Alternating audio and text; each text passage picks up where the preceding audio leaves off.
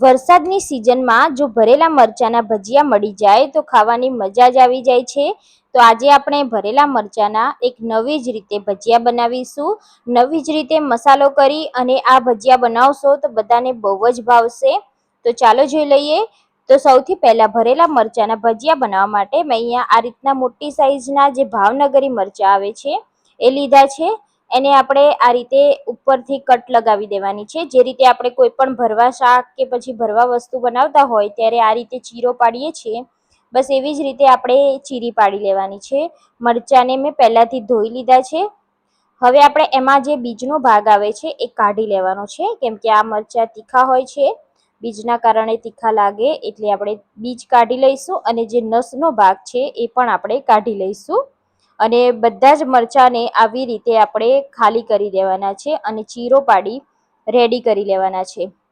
તો મેં અહીંયા બધા જ મરચાંને આવી જ રીતે ચીરો પાડી અને તૈયાર કરી લીધા છે। હવે આપણે એનો મસાલો રેડી કરવાનો છે।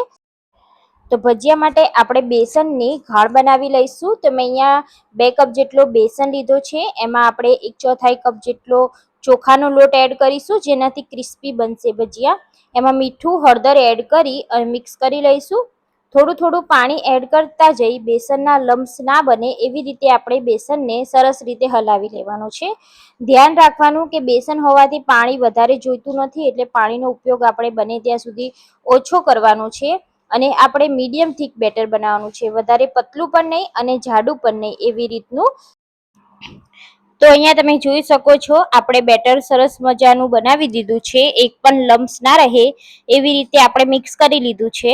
હવે બેટરને આપણે 10 મિનિટ માટે સાઈડમાં રાખી દઈશું, જેથી બેસન એકદમ સરસ મજાનો ફૂલી જશે।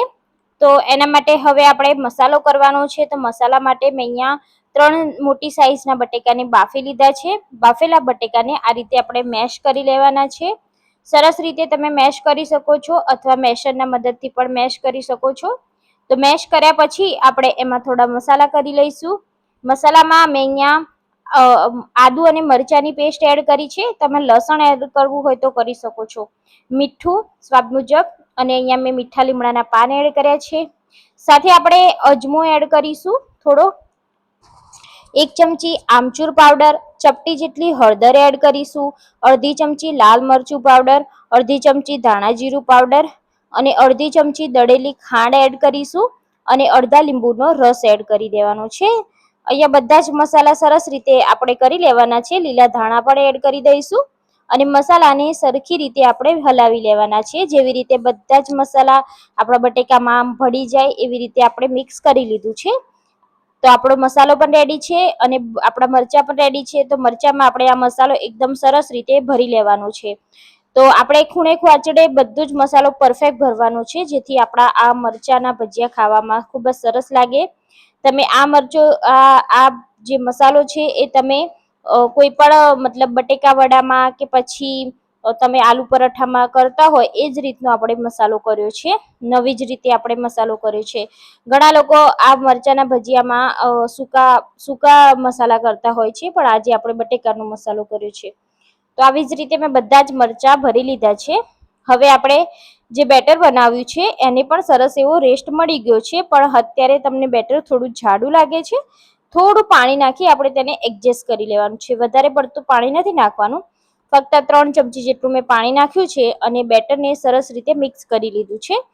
તો અહીંયા આપણે આ રીતનું બેટર બનાવવાનું છે, ના વધારે જાડું ના વધારે પતલું। હવે આપણે એમાં ચપટી જેટલો ખાવાનો સોડા એડ કરીશું, જેથી આપણા ભજીયા એકદમ સરસ પોચા રૂ જેવા થશે। તો આ રીતે ખાવાનો સોડા એડ કર્યા પછી આપણે તેને હલાવી લેવાનું છે।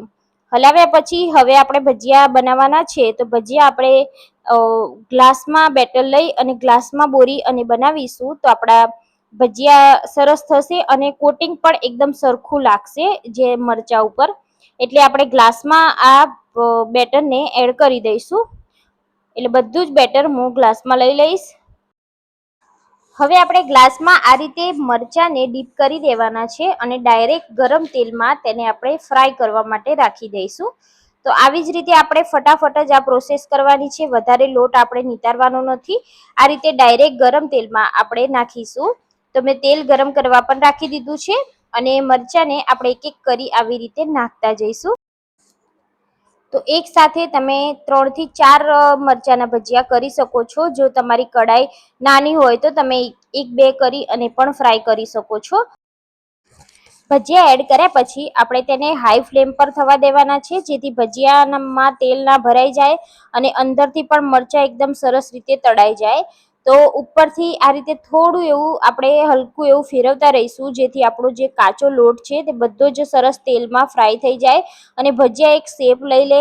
તો આપણે એવી જ રીતે ગોળ ફેરવતા જવાનું છે અને ભજીયાને આપણે તળવાના છે. તો લગભગ આપણે આ ભજીયાને હાઈ ફ્લેમ પર 2 થી 3 મિનિટ માટે તળીશું, જેથી મસ્ત મજાના ભજીયા આપણા તળાઈ જાય.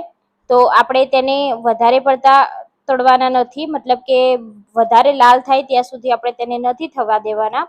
ફક્ત એ તમને લાગે કે ઉપરથી ક્રિસ્પી થઈ ગયા છે અને સરસ અંદરથી પણ તળાઈ ગયા છે ત્યાં સુધી આપણે તેને તળી લઈશું. તો અહીંયા તમે જોઈ શકો છો ભજીયા આપણા સરસ મજાના ફ્રાય થઈ ગયા છે, અંદરથી પણ ફ્રાય થઈ ગયા છે અને ઉપરથી પણ સરસ રીતે ફ્રાય થઈ ગયા છે. તો હવે આપણે આ ભજીયાને કાઢી લેવાના છે અને એવી જ રીતે રેડી કરેલા બધા ભજીયા આપણે ફ્રાય કરતા જવાના છે. સેમ એ જ રીતે આપણે ગ્લાસમાંથી બેટરમાંથી ડીપ કરી અને આપણે ગરમ તેલમાં એડ કરતા જઈ અને ભજીયાને ફ્રાય કરી લઈશું.